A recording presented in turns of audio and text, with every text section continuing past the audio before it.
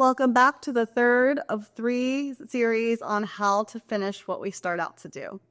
So if I had $1 for every started but unfinished task, I'd be a millionaire. What about you? Would you be a millionaire? So in our first 2 videos, we talked about 10 techniques that are tried and true that work on finishing what we start out to do. So today we'll cover 5 more of those techniques. But for starters, what would your work life look like if you finished what you said you were going to do? What would your personal life look like if you said and finished what you said you were going to do? And what would your home life look like if you finished what you set out to do? Would things be a lot different than where they are now? If so, which of these techniques are we working on to change our current reality? That's what this is all about, right? So let's dive in. Number 1. So number 1 is we need to prioritize in order of importance. Just because something's urgent doesn't mean it's necessarily important, and vice versa. Just because something's important doesn't necessarily mean it's urgent. This is really applicable to ADHDers because a lot of times we just feel like we're kind of trying to get through the day or put out fires as we go, and we're not really having quality time or setting aside quality time to really do the action items that are going to really move the needle the most in my career, in my home life, etc. So if we feel like we're just running around putting the fires out all day, maybe we're doing what's urgent and what we might need to be doing right at the second, or we think we are, but we're not getting the important work done. So in order to get things done that we start out by starting and accomplish, we need to sometimes stop and evaluate. Am I just putting out fires all day? Am I not getting to the big and important things? How do I rearrange that? How do I tweak that? Do I wake up earlier, or can I set aside the first 2 hours of my workday to doing the important heavy lifting in my career, things that are actually going to move the needle, that are actually important but maybe not urgent, and then put out the fires? Or what is that going to look like? If we don't stop to evaluate that, we might be not working on that to our best benefit to actually finish what we need to finish and finish what we set out to start. Number 2 is shifting expectations. So sometimes we think about, the idea of finishing something is dreadful, or the idea of finishing something is daunting or scary because I don't know what other people are going to think, or it's not perfect, so I don't want to do it. But sometimes we need to shift those expectations. By completing something, how is that going to make me feel? How is that going to better my career? How is that going to better other people's lives? We need to think of it more as what blessing is it going to be for me or others when we accomplish things, and not just the dread or the overwhelm or the fear of finishing things. I also like to think of it this way.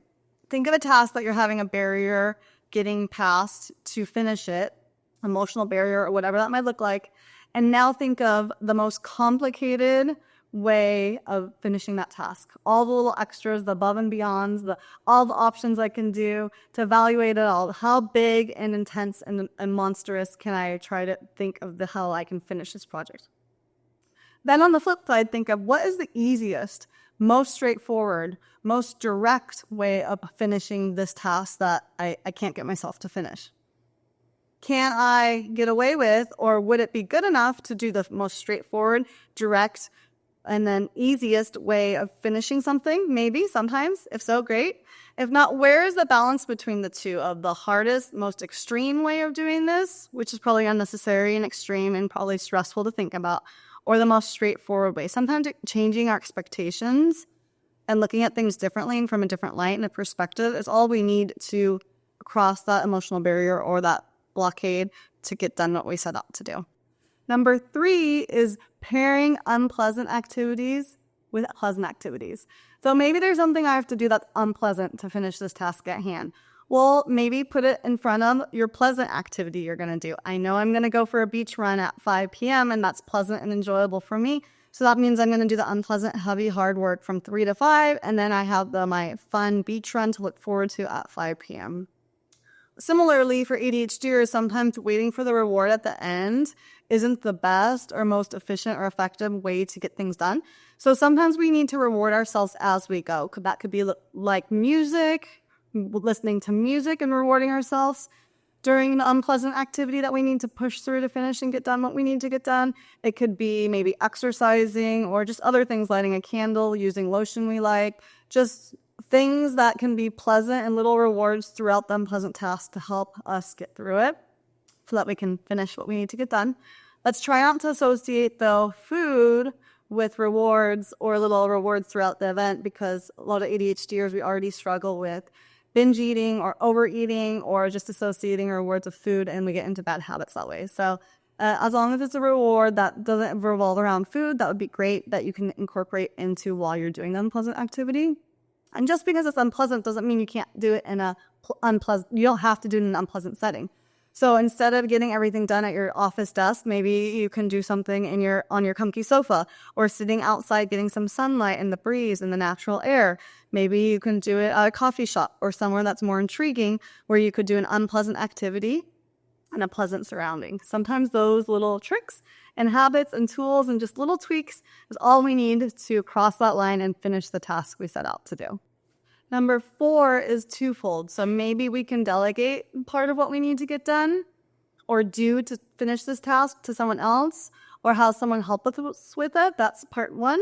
And the second part of that one is maybe we just need someone to help hold us accountable or push us a little bit in order to get that task done. So a spouse, a friend, a colleague, as long as it's in a good and appropriate light and relationship and mood, someone to kind of nudge us and push us and say, hey, I need this done by today, or hey, I need this by noon. Sometimes that will get us past that little barrier, or finding someone that can help you with this, or offloading some of the information or actions to someone else can help us cross that finish line and finish what we are seeking to do. Number 5 is focus on quantity over quality. This doesn't work for everything, but for some areas, this is good. So sometimes we just have that writer's block, or we can't get started. We need to be perfect. We need to write the first thing, or draw the first thing, or, do the best work first. And if I don't do it, then I'm not going to start it. So sometimes quantity over quality is better. Just start writing it. Just start writing the report. Just start writing the book. Just start writing the song, and get in the habit of it. It doesn't have to be perfect. You don't have to use all of it, but just get in the habit of putting something down. And then you go in and reevaluate, is this good? Is this quality? Am I going to use this? But sometimes that just gets you past that first barrier. So here are 5 more techniques that we reviewed today. So out of this 3-part series, we've covered 15 techniques. That's a lot of techniques. My goal isn't for you to get overwhelmed and be like, I don't know where to start. My goal is for you to pick 1 or 2 of the techniques that you thought were interesting, intriguing, or might work for you, and incorporate it into your day-to-day living. I'd love to see below in the comments what you think, how this is affecting reality, how this is helping you finish what you start out to do, and how this is helping with your ADHD brain. I have so many of my clients approach me saying, I can't finish what I start. So I thought some of these techniques could be helpful for you too. I know they're helpful for me. So at the end of the day, not finishing one task might not be horrible or detrimental for if you don't finish at hand what you're doing. But if we make this a trend and a habit and doing it over and over again, we might be really missing the mark and really missing lost potential in our jobs, in our careers, in finances, in relationships, with goals, missed big things in life, and missed opportunities of becoming who we want to become. So ultimately, we need to build that habit, build up those muscles of the getting done and finishing things, so that we feel good about ourselves, we feel good about our career, we feel good about our home life, we feel good about what we can offer other people, and so that at the end of the day, we're working towards our goals in our life and not just kind of struggling and feeling like we're getting by and kind of just putting out the fires all day. Thanks. That's all for this series. See you next time.